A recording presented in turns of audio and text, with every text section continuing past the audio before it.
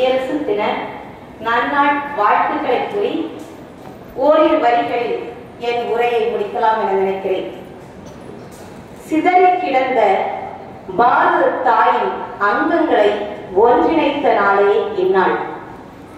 பாரத தாய் என்ற தாய்க்கு உருவெடுத்ததுதான் இந்நாள். ஏனென்றால் பல்வேறு அரசுகளாக பிரிந்திருந்த நம் இந்திய தேசத்தை ஒன்றிணைத்து பாரதம் என்ற தாய்மைக்கு முழுமை சேர்த்த இந்தியா, இந்தியன் என்று சொல்லும் பெருமைக்கு காரணமான நாள் இந்நாள்.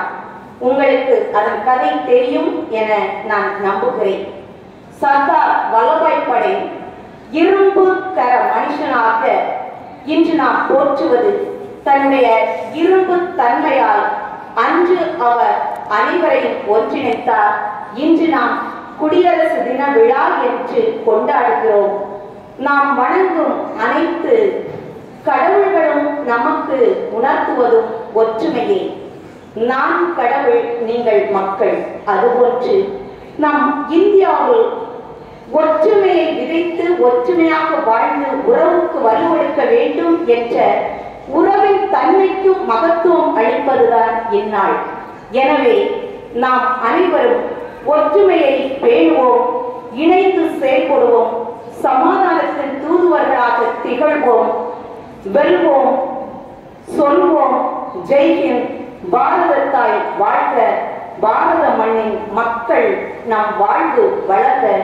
இணைவோம், கரம் கொடுப்போம், இணைந்து செயல்படுவோம். 76வது குடியரசு தின நல் வாழ்த்துக்களை என் இதயத்திற்கு நெருக்கமான என் அன்பு குழந்தைகளுக்கும், என் உடலாக இணைந்து செயல்படும் என் அன்பு ஆசிரியர் பெருமக்களுக்கும், எங்களை தூக்கி நிறுத்தி தோள் கொடுத்து உழைக்கும் அனைத்து பெற்றோருக்கும், சிறப்பாக இந்த நாளில் என் பள்ளியின் பெருமைக்கு உதவியாக இருக்கும் எங்களுடைய கராத்தே மாஸ்டருக்கும் அனைவருக்கும் வாழ்த்து கூறி அமைகிறேன். நன்றி, வணக்கம்.